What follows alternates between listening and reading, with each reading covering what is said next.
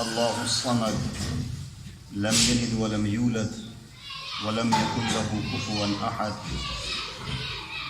بسم اللہ الرحمن الرحیم۔ قل اعوذ برب الفلق من شر ما خلق ومن شر غاسق اذا وقب ومن شر النفاثات في العقد ومن شر حاسد اذا حسد۔ سورۃ الناس مکیہ۔ بسم اللہ الرحمن الرحیم۔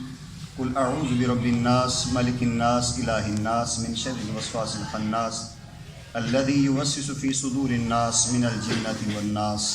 صدق اللہ العظیم۔ اللہم صلی علی سیدنا مولانا محمد وبارک وسلم وصلی علیہ۔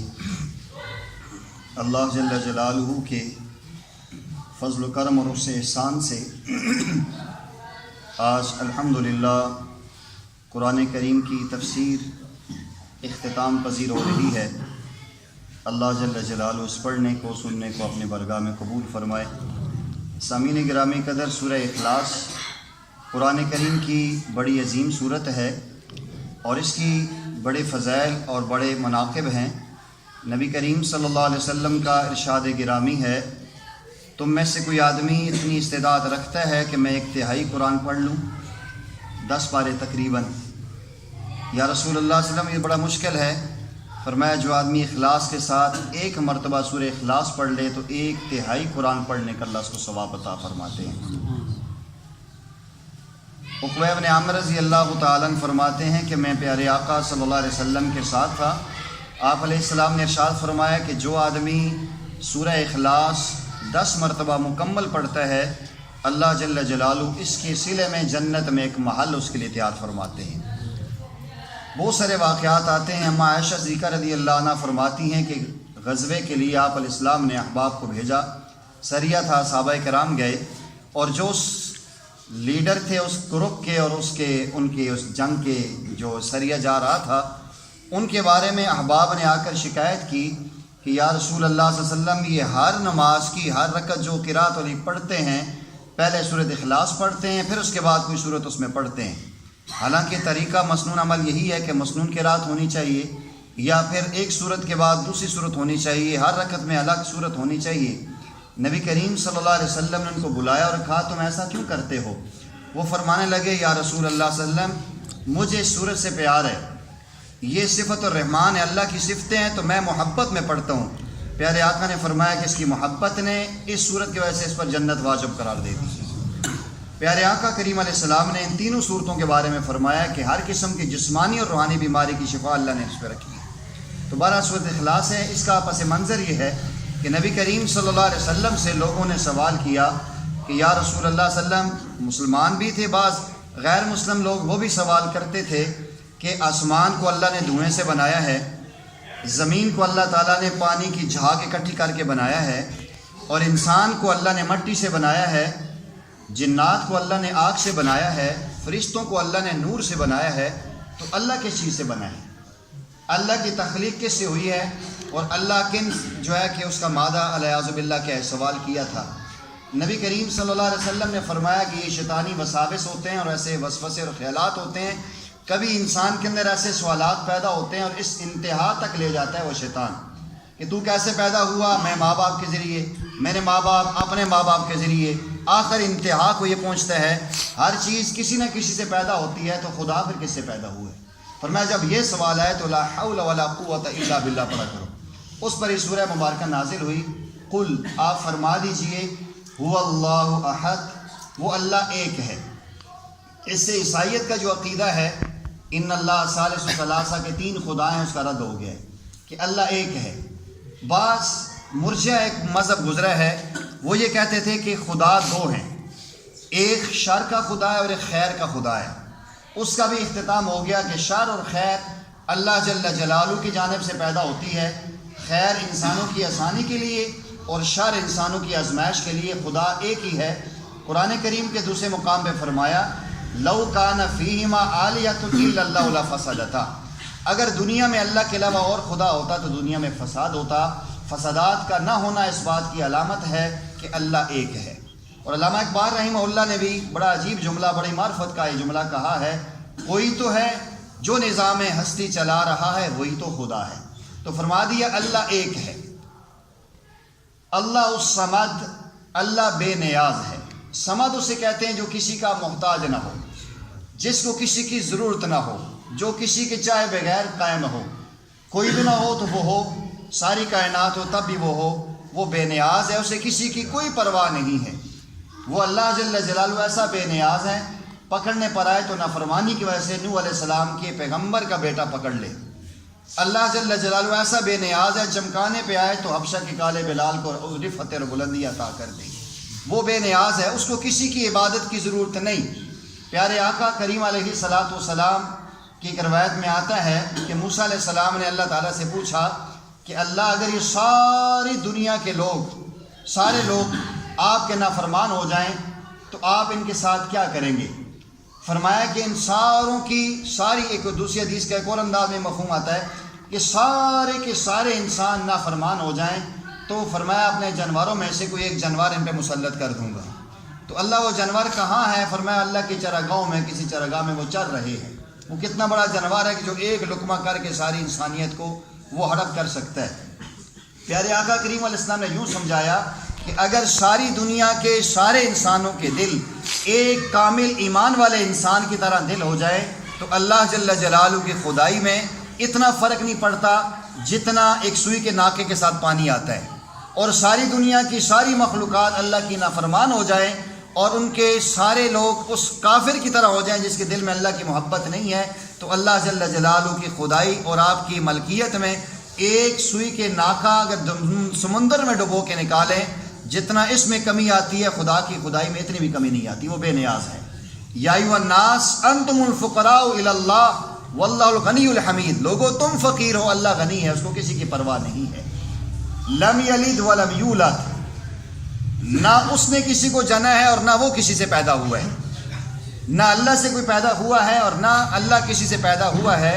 یہ بھی عیسائیت کا جو عقیدہ ہے کہ خدا تین ہے اور ایک اللہ ہے، ایک مریم اور ایک عیسیٰ علیہ السلام ہے، تو اس کا بھی رد ہو گیا کہ اللہ اس توالد و تناسل سے پاک صاف ہے۔ ولم یکن لہ کفوا احد، اور کوئی بھی کائنات میں اس خدا کا ہمسر نہیں ہے۔ یہ ایک جملہ ہے، کہنے میں آسان ہے، لیکن بعض دفعہ انسان زندگی میں ایسے لمحات، ایسی باتیں کر جاتا ہے کہ خدا سے بھی کسی چیز کو اوپر لے جاتا ہے، یہ غلط ہے۔ اللہ جل جلالہ نے کسی انسان کے بارے میں فیصلہ کیا اس کی اولاد نہیں ہے تو انہیں کہتے ہیں فلاں کے پاس جائیں گے تو وہ وہاں سے مجھے اولاد مل جائے گی، گویا اس نے اس فلاں کو اللہ سے اعلیٰ سمجھا ہے۔ یہ عقائد و نظریات کی بنیادی اصلاح ہر مسلمان کی ذمہ داری ہے۔ بہرحال یہ صورت میں توحید ہے، اللہ کی وحدانیت کا اقرار ہے، اور یہاں حضرات علماء نے ایک عجیب نقطہ لکھا ہے کہ جو بھی انسان کلمہ توحید کہے گا اس کی مخالفت ہوگی، ظاہری طور پر بھی مخالفت ہوگی، اسے مارا جائے گا، اور باطنی طور پر بھی اصلاح ہوگی، اس کے خلاف سازشیں کی جائیں گی، اس کے خلاف حسد ہوگا، اس کو قتل کرنے کی سازشیں ہوں گی، جادو ٹونا اس پر کیا جائے گا۔ تو اللہ جل جلالہ نے سورت کے فوراً ساتھ دو صورتیں وہ اتار دی جو اس کا قلع کما کرنے والی، اس کی صفائی کرنے والی ہیں۔ سورہ فلق اور ناس یہ خاص واقعہ میں نازل ہوئی ہیں۔ پیارے آقا کریم علیہ الصلاۃ والسلام اچانک بیمار ہو گئے، صحابہ کرام آپ کے پاس بیمار پرسی کے لیے تشریف لے گئے۔ اما عائشہ صدیقہ رضی اللہ تعالیٰ عنہ فرماتی ہیں دینی معاملات میں آپ کا کوئی فرق نہیں پڑا تھا، دنیاوی باتوں میں بعض دفعہ آپ علیہ السلام فرماتے میں نے وہ کام کر دیا ہے جبکہ وہ کام نہیں کیا ہوتا تھا۔ آپ نے اللہ جل جلالہ سے دعا مانگی، اللہ میرے سال پر رحم فرما اور میری اس مشکل کو آسان فرما۔ تو آپ جو ہی سوئے تو آپ نے خواب دیکھا، دو انسان آپ کی چرپائی کے پاس آئے ہیں، ایک آپ کے سرانے کھڑے ہیں اور ایک پائندی کی طرف کھڑے ہیں۔ سرانے والا پاؤں والے سے پوچھتا ہے کہ ان کو کیا ہوا ہے، پاؤں والا کہتا ہے کہ ان پہ جادو ہوا ہے، اور وہ پوچھتا ہے کہ جادو کس نے کیا ہے؟ کہا کہ لبید ابن عاصم یہودی اور اس کی بیٹیوں نے کیا ہے۔ اور پھر وہ پوچھتا ہے کہ وہ جادو کہاں ہے، کس پہ کیا ہے؟ کہ ان کے سر کے اور داڑھی کے جو منہ مبارک ہیں ان پہ جادو کیا گیا ہے، اور کنگھی کے چند دندانے ہیں، اور فلاں جو ویران کنواں ہے اس کنویں کے اندر کھجور کے گابے کے اندر ڈال کے پتھر کے نیچے رکھا ہوا ہے۔ نبی کریم صلی اللہ علیہ وسلم بیدار ہوتے ہیں اور چند صحابہ کرام کو اس طرف بھیجتے ہیں، اور جا کر دیکھا تو واقعتاً وہ جو پانی تھا وہ بالکل مہندی کی طرح سبز سبز نظر آ رہا تھا۔ آپ نے ان حضرات سے اس میں اترے اور انہوں نے وہ پتھر اٹھایا اور نیچے کھجور کا گابا نکلا، اور اس کو جب کاٹا اور اندر واقعتاً کنگھی کے دندانوں میں نبی کریم صلی اللہ علیہ وسلم کی ریش مبارک کے بال اور آپ کی زلف مبارک کے بالوں پہ 11 گریں لگی ہوئی تھی. اور اس کا بھی انہوں نے سازشیں کی تھی. ایک یہودی لڑکا امام الانبیاء صلی اللہ علیہ وسلم کی خدمت میں آیا کرتا تھا، اس نے خاص ایک طریقے سے آپ علیہ السلام کی کنگھی کے دندان میں بھی وصول کیے اور اسی انداز میں آپ کے بال بھی لیے. نبی کریم صلی اللہ علیہ وسلم پہ جبرائیل یہ صورتیں لے کر آئے. آپ علیہ السلام ایک آیت پڑھتے تھے تو ایک گرہ کھل جاتی تھی. یہ 11 آیتیں ہیں. پہلی صورت کی 5 ہیں اور دوسری کی 6 ہیں. جو ہی آپ علیہ السلام نے 11 آیات تلاوت کی تو وہ ساری گریں کھل گئیں اور نبی علیہ السلام کے سر پہ آنے والا بوجھ ختم ہو گیا. تو یہ اللہ جل جلالہ کی طرف سے خاص قسم کی نعمت اللہ تعالیٰ نے اس امت کو دی ہے. اور حضرت جابر رضی اللہ تعالیٰ عنہ فرماتے ہیں نبی کریم صلی اللہ علیہ وسلم نے فرمایا یہ اللہ نے 3 وہ نعمتیں مجھے دی ہیں جو میرے علاوہ کسی پیغمبر کو نہیں ملی. اور انسان کی 2 طرح کی بیماریاں ہوتی ہیں.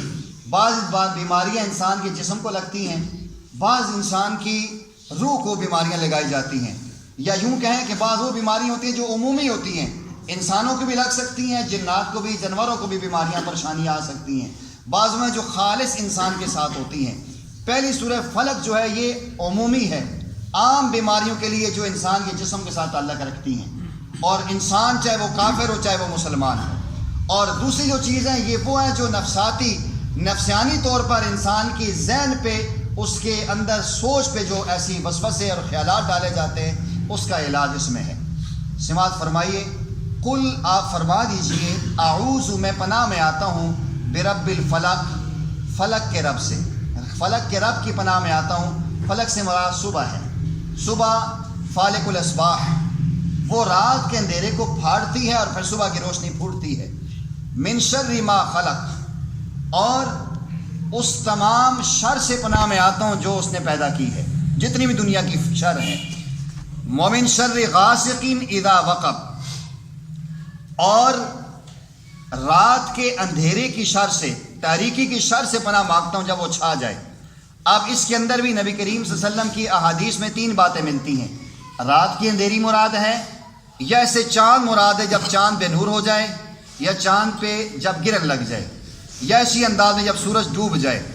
اس لیے کہ جب رات کا وقت ہوتا ہے جادو بھی اس وقت اثر کرتا ہے، جنات بھی اس وقت وار کرتے ہیں، اور تاریکی کے اندر انسان کو نقصان پہنچایا جاتا ہے. ومن شر النفاثات، اور ان عورتوں کے شر سے پناہ مانگتا ہوں فی العقد، جو گروں میں پھونک مارتی ہیں. اس سے لبید ابن عاصم کی بیٹیاں مراد ہے کہ جنہوں نے گریں لگا کر اس کے اندر پھونک ماری تھی. ومن شر حاسد اذا حسد، اور حاسد کے شر سے میں پناہ مانگتا ہوں جب وہ حسد کرے. حسد بھی ایک ایسی بیماری ہے جو ان دونوں انسانوں کو نقصان پہنچاتی ہے. جو حسد کرتا ہے اس کو بھی نقصان ہوتا ہے، جس کے ساتھ حسد کیا جاتا ہے اس کو بھی نقصان ہوتا ہے. یہ پکی بات ہے. اللہ تعالیٰ نے یہ کمال انسانوں کو دیا ہوتا ہے، جو عورت مکمل طور پہ باشرہ رہتی ہو، قرآن و سنت کی تعلیمات پہ عمل پیرا ہو.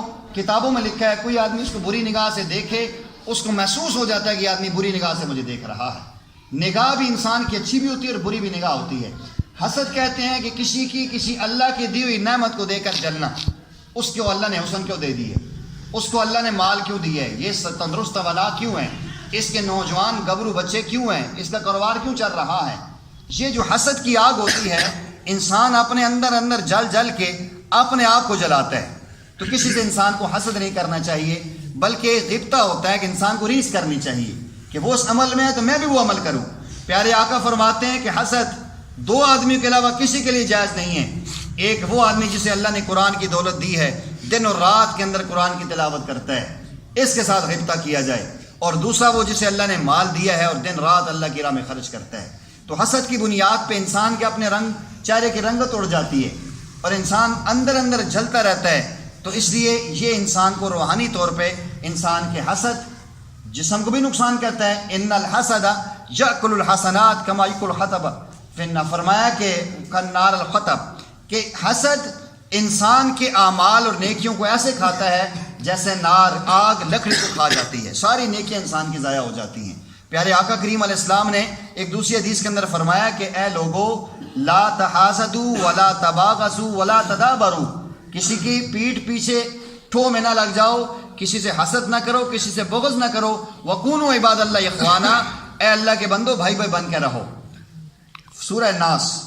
قل اعوذ برب الناس، فرما دیجئے میں لوگوں کے رب کی پناہ میں آتا ہوں، مالک الناس لوگوں کے مالک کی پناہ میں آتا ہوں، بادشاہ کی پناہ میں آتا ہوں، الہ الناس لوگوں کے خدا کی پناہ میں آتا ہوں، من شر الوسواس الخناس اور اس وسوسہ ڈالنے والے کے شر سے پناہ میں آتا ہوں، الخناس جو خناس ہے، جو پیچھے ہٹ کے ڈالتا ہے، الذی وہ ہے، یوسوس جو وسوسہ ڈالتا ہے، فی صدور الناس لوگوں کے دلوں میں، من الجنت والناس وہ جنوں میں سے بھی اور انسانوں میں سے بھی۔ حضرات علماء فرماتے ہیں پہلے جسمانی بیماریوں کا تعلق تھا تو اللہ کی نسبت فلک کے ساتھ کی ہے، سورج جیسا صبح کے ساتھ کی ہے، دوسرے کا تعلق خاص انسان کے ساتھ تھا۔ ویسے آپ دیکھیں دنیا میں اللہ کی بہت ساری بے انتہا مخلوق ہے جس کا کوئی شمار ہی نہیں ہے، کتنے ہزار اور لاکھ ہے کوئی پتہ نہیں ہے، لیکن انسان کو جب اس میں منتخب کیا، رب الناس کہا ہے، رب الخلق نہیں کہا، رب الناس کہا، کہ اللہ کی ساری مخلوقات میں سب سے بہترین شہکار ہے تو انسان ہے۔ انسان جیسا حسین و جمیل، انسان جیسا اچھی صفات کا مالک، عمدہ اور بہترین اللہ نے کوئی انسان نہیں بنایا، کوئی مخلوق نہیں بنائی، اس لیے الناس یہاں مراد لیا ہے۔ مفسرین نے بیان کیا ہے کہ الناس پہلے سے مراد بچہ ہے، چھوٹا بچہ، مالک الناس دوسرے ناس سے مراد جوان ہے، الہ الناس تیسرے ناس سے مراد بوڑھا ہے۔ بچہ جو ہوتا ہے اس کو اللہ تدریجاً پالتے ہیں، رب اسے کہتے ہیں جو سٹیپ بائی سٹیپ درجہ بدرجہ پالتا ہے۔ رب اللہ رب ہیں، ماں کے پیٹ میں سارے اسباب دنیا ختم ہے، وہ وہاں پالتا ہے، پھر جب ماں کے پیٹ سے باہر آتا ہے ایک راستہ بند ہوتا ہے، ماں کے سینے سے 2 راستے کھول دیتے ہیں، پھر جب بچہ تھوڑا اور بڑا ہوتا ہے تو اللہ 4 اسباب 4 عناصر سے اس کو غذا پیش کرتا ہے۔ وہ اللہ ایسا ہے کہ وہ اللہ کتے اور خنزیر کو بھی بھوکا نہیں مارتا، وہ مسلمان اور کافر کو بھی نہیں مانتا بھوکا مارتا۔ وما من دابۃ فی الارض الا علی اللہ رزقها، اللہ نے یہ ضابطہ رسول بیان کر دیا ہے، زمین میں جو کچھ بھی رینگنے والے ہیں اس کے رزق کا ذمہ دار میں ہوں، وہ ایسا رزاق ہے۔ اس نے اللہ نے یہ بھی شرط نہیں لگائی کہ مجھے مانو گے تو میں تمہیں رزق دوں گا۔ ایک بڑا مشہور واقعہ ہے، ضمناً آ گیا ہے تو ذہن میں عرض کر دیتا ہوں۔ ابراہیم علیہ السلام کے بارے میں ایک مشہور واقعہ ہے، آپ مہمان نواز تھے، آپ ضیوف تھے، بہت زیادہ مہمان نوازی کیا کرتے تھے، بڑے مشہور واقعات ہیں۔ وہ 2 فرشتے انسانی صورت میں آئے تو فوراً گائے کا بچہ ذبح کر دیا تھا۔ تو آپ کا معمول تھا کہ اکیلا کھانا نہیں کھاتے تھے، کسی کو ساتھ بٹھاتے تھے۔ آپ نے دیکھا ایک آدمی ملا، کھانا تیار ہے، اس کو ساتھ بٹھایا اور کہا ہاتھ دو اور اللہ کا نام لے کے بسم اللہ پڑھ کے کھاؤ۔ اس نے کہا ہاتھ بھی نہیں دھوتا ہوں، بسم اللہ بھی نہیں پڑھتا ہوں۔ آپ نے فرمایا جب تو ہاتھ نہیں دھوتا اور میرے رب کا نام نہیں، چلا جاؤ کہ میں تمہیں کھانا ہی نہیں کھلاتا ہوں۔ جب چلا گیا تو اللہ تعالیٰ نے وہی بھیجی، ابراہیم اس کو 80 سال تک تو میں نے بغیر نام لیے کھلایا ہے، اور آج ایک ٹائم کے کھانے کے لیے آپ کے پاس آیا تو آپ نے اس شرط پہ اس کو رد کر دیا، اس کو بلائیے اور واپس لائیے۔ ابراہیم علیہ السلام نے اس کو بلایا اور کہا میں تو نہیں آتا ہوں، پہلے مجھے اٹھایا اور اب مجھے بٹھا رہے ہو۔ آپ نے فرمایا کہ مجھے اللہ کا حکم آیا ہے کہ اس کو 80 سال کا بوڑھا ہو چکا ہے، اس کو میں نے آج تک بغیر اس بسم اللہ پڑھے کھلایا ہے، تو آج بھی میں اس کو آپ کے دسترخوان پہ کھلانا چاہتا ہوں۔ تو وہ اتنا متاثر ہوا کہ ابراہیم علیہ السلام پہ ایمان لے آیا اور اس دین کی ابراہیمی کو اس نے اختیار کر لیا۔ تو اللہ وہ ہے جو تدریجاً پالتا ہے، بچے کو کیسے اٹھاتا ہے، پھر اس کے بعد نوجوان انسان ہوتا ہے، اس کے اندر ایک کمال پیدا ہوتا ہے، جوانی کا شباب ہوتا ہے، اور عام طور پہ ایک جملہ کہتے ہیں کہ آ گیا مچھا دیکھے دیکھ لو پوچھا، مجھے آ کے انسان پوچھتا بھی نہیں، کہتے ہم چمان دیگر نیس، میرے جیسا کوئی ہے؟ مالک الناس فرمایا ہاں تکبر میں نہ آنا، اوپر خدا ہے جو بادشاہ ہے، تیری ایک ایک انگ کو وہ جانتا ہے، اور تیرے دل کی بال کو ذرا سا گھما دے گا تو ساری طاقت کا شرازہ تیرا بکھر جائے گا۔ اور آخر میں فرما دیا الہ الناس، بڑھاپے میں نا امید نہ ہو، خدا تمہارا موجود ہے، اپنے آنکھوں سے آنسو بہا دو، وہ اللہ تمہارے سارے گناہوں پہ پانی پھیر دے گا۔ حدیث کا مفہوم ہے کہ جب انسان 40 سال کو کراس کرتا ہے، آخرت کی رغبت ہوتی ہے، پھر نیکیوں میں آگے بڑھتا ہے، یہاں تک ایک وقت آتا ہے 80 سال کی عمر کو پہنچتا ہے، اللہ کہتے ہیں اسیر فی اللہ ہے، اس نے زندگی بوڑھا ہو گیا ہے، بالوں میں سفیدی آ گئی ہے اسلام کی وجہ سے، اس کی نیکیاں لکھو، اس کی برائیاں چھوڑ دو۔ پیارے آقا کریم علیہ السلام فرماتے ہیں ہر انسان کے دل میں 2 گھر ہیں، حدیث ہے بخاری شریف کی، ایک گھر میں فرشتہ رہتا ہے اور ایک گھر میں ایک شیطان رہتا ہے۔ فرشتہ نیکیوں پر ابھارتا ہے، شیطان برائیوں پہ ابھارتا ہے۔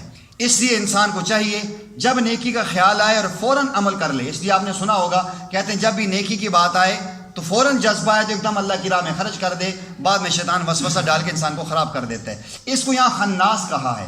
یہ عام طور پہ نا ہمارے یہاں بھی جملہ استعمال ہو، یار تو بڑا خناس ہے، یار وہ بڑا خناس ہے۔ خناس کا مطلب کیا ہوتا ہے؟ خناس اس کو کہتے ہیں کہ جو انسان کی غفلت سے فائدہ اٹھائے۔ فرمایا شیطان کی عادت ہے جب انسان اللہ کا نام لیتا ہے وہ بھاگ جاتا ہے، اور جو ہی وہ اللہ سے غافل ہوتا ہے تو آگے وسوسہ ڈالتا ہے، بے خیالی میں پیچھے سے وار کیا جاتا ہے، وہ بہت خطرناک ہوتا ہے۔ جو انسان ٹو میں ایک دیکھنے سامنے مجھے پتہ ہے میرا دشمن ہے، اس سے انسان اپنے پناہ میں رکھتا ہے، اپنے آپ کو چکنا رکھتا ہے، لیکن پیچھے سے آ کر ایسا وار کرنا پتہ ہی نہ چلے انسان کو نقصان، یہ شیطان کی عادت ہے۔ اور فرمایا جنات میں بھی سی اور انسانوں میں سے بھی ہے۔ بعض انسان بھی ایسے وسوسے ڈالتے ہیں، انسان کو خیالات میں ادھر ادھر لے جاتے ہیں کہ دین پر چلنا چاہتا ہے، یار یہ کر کے تو کیا کرے گا، یہ کام کر لو، اجتماعی کام اس سے اٹھا کے انفرادی کام پہ اس کو لے آتا ہے۔ تو اس کے اندر یہ ساری چیزیں بتائی گئی ہیں، اور یہ دو وہ صورتیں ہیں کہ اس سے پڑھنے کے معمول سے انسان ہر قسم کے شر فتنے سے محفوظ رہتا ہے۔ اما عائشہ صدیقہ رضی اللہ عنہ فرماتی ہیں پیارے آقا کا معمول تھا ہمیشہ رات کو سونے سے پہلے ان صورتوں کو اپنے دم کر کے اپنے جسم پر ہاتھ ملا کرتے تھے، اور جب آپ مرض الوفات میں آئے تو میں پڑھ کے آپ کے ہاتھوں پر پھونکتی تھی، اور آپ علیہ السلام اپنا ہاتھ جہاں جہاں تک ہوتا تھا اپنا ہاتھ پھیرا کرتے تھے۔ تو یہ اللہ تعالیٰ نے علاج دیا ہے، اور الحمدللہ اس کے ذریعے اللہ تعالیٰ افاقہ بھی دیتے ہیں۔ مین چیز انسان کا یقین کامل ہو، فلک ناس کا اہتمام کریں، صبح شام پڑھنے کا خیال اہتمام کریں، سارے شر فتنے سے انسان محفوظ رہ جاتا ہے۔ یقین کامل کے ساتھ عمل کریں گے اللہ تعالیٰ نے اس کا علاج شفاء للناس بھی ہے۔ اور ان آیات سے ہمیں آج کی ان صورتوں سے ایک درس بھی ملتا ہے کہ یہ زندگی عارضی ہے۔ جس طرح ہم نے سورہ فاتحہ سے آغاز کیا تھا، 12-13 سال کے طویل عرصے کے بعد آج سورہ الناس پہ آ گئے ہیں۔ اے میرے دوست اور بھائی اور بزرگوں، یہ زندگی بھی ایک دن ہم ماں کے پیٹ سے پیدا ہوئے تھے، کسی نے 40 سال گزار دیے، کسی نے 50 سال گزار دیے، کوئی 15 اور 20 سال میں گزر رہا ہے۔ اسی انداز میں ایک نہ ایک دن ایسا آئے گا کہ یہ آ کے زندگی اختتام پذیر ہو جائے گی۔ بچپن نے تجھے برسوں کھلایا، اور جوانی نے آ کر تجھے مجنوں بنایا، بڑھاپے نے آ کر تجھے کیا نہ ستایا، اجل کر دے گی تیرا ایک دن بالکل صفایا۔ ہر انسان نے مرنا ہے۔ میرے اور آپ کے لیے پیغام بھی ہے قرآن کا کہ ہم اپنی زندگی کا خیال رکھیں اور اپنی آخرت کے بارے میں اپنے پاس نیک اعمال کا ذخیرہ رکھیں۔ میں ان حضرات کو سلام عقیدت پیش کرتا ہوں جن حضرات نے الحمدللہ درس قرآن سنا، ساتھ دیا۔ دیکھیں اگر آپ حضرات نہ بیٹھتے تو میں اکیلا کیا کر سکتا تھا، میرا اس میں کوئی کمال نہیں ہے، آپ کی محنت ہے، آپ کی محبتیں ہیں، آپ کی شفقتیں ہیں، اللہ کی توفیق ہے۔ الحمدللہ آج اللہ نے یہ موقع دیا ہے کہ ہمارا قرآن مکمل ہوا ہے۔ الحمدللہ آئندہ ہم نئے جذبے کے ساتھ، نئے ولولے کے ساتھ آگے بڑھیں گے۔